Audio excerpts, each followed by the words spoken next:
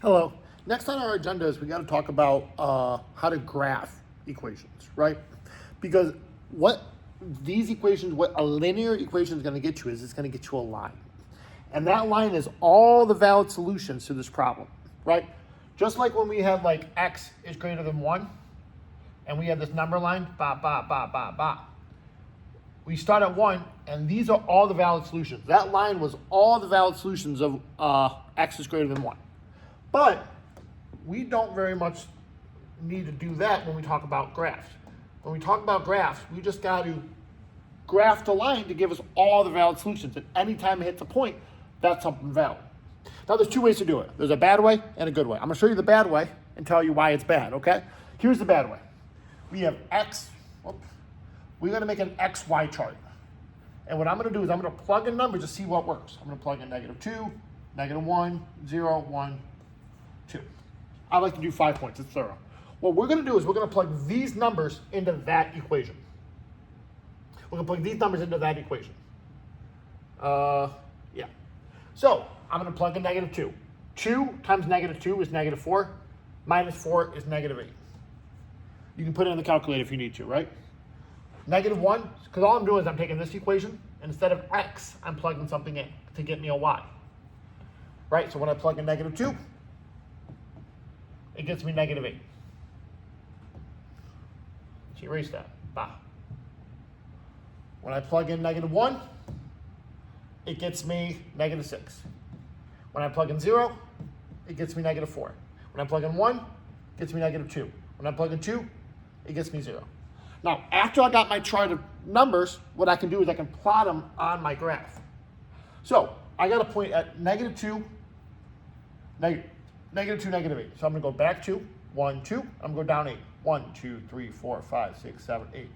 Here's my first point. Okay? And then I can go to my next point. It's -1, -6. This is your -1, means you're going left and right. This one's going to go your up and down.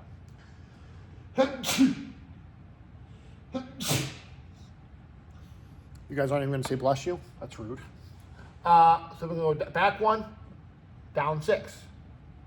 My next one is 0, -4. So I'm not going to go any side to side, and I'm just going to go down 4. Make sure when we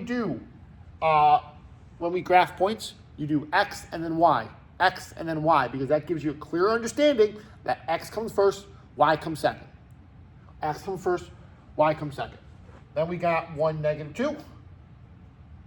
And then we got 2, 0, which is right here. Now this gives us a line. It's not going to be the prettiest line, so just bear with me. This gives us a line. And anything on this black line, can you all see that? Yeah, kind of. Anything on that black line is a valid solution to this answer. And we know that because if I plug in a point right here, which is my next point, and I plug it into the equation, will it work? Well, this point is at 3, 2. So if I plug in 2 for y, let me get this going. Let me get it thicker too. If I plug in, let's erase that. I'm going to use this equation, but instead of y, I'm going to put 2. And instead of x, I'm going to put 3.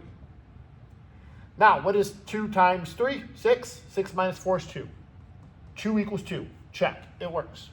Any point on this black line is going to be a valid solution to this answer. Now, there's a much easier way to graph this. And that's what I'm going to do on the next graph. In blue, I'm going to put what I know. So I'm going to say, I know that this is my equation. My equation is y equals 2x minus 4. What did we say the slope is? Isn't the slope whatever's touching the x? I mean, whatever's touching the, whatever touching the x. So I can say that m equals 2. Can y'all see that on the board pretty well? Nah, really. I'll make it a little bit bigger. M equals 2, or 2 over 1, because I like to write slope as a fraction. And my b equals -4.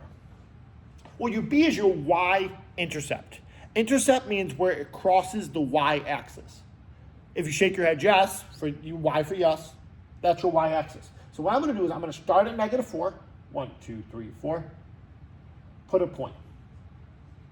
And then I got to move from there. That is our reference point.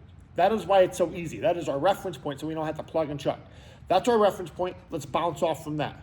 So this 2 over 1, this is our y. If it's positive, do you think we go up or down? Positive goes up, and that goes over. I like it. So from this point, I'm going to listen to my steps. It says go up 2 blocks, 1, 2, over 1. Put a point. From there, go up 2, 1, 2, over 1. Boom. Up 2, over 1. Boom. Up 2, over 1. Boom. See how that creates a line? And that line is the same line as this guy. There's going to be points at the exact same spot. And if we look, that's kind of what we're doing here too. We're going up and over, up and over, up and over, right? It gives you the same answer, but that one's much easier to graph. You don't got to do no plugging or chugging. And if we want to draw a line, let's see if I can make this one just as pretty as my last one. Kind of, sort of. And there's our line. These are all the valid solutions that's going to make x, that make this equation true. If I plug in on the other point, like if I plug in, just a little tangent, if I plug in 0, 0. So instead of y, if I plug in 0, 0, if I said 0 equals 2 times 0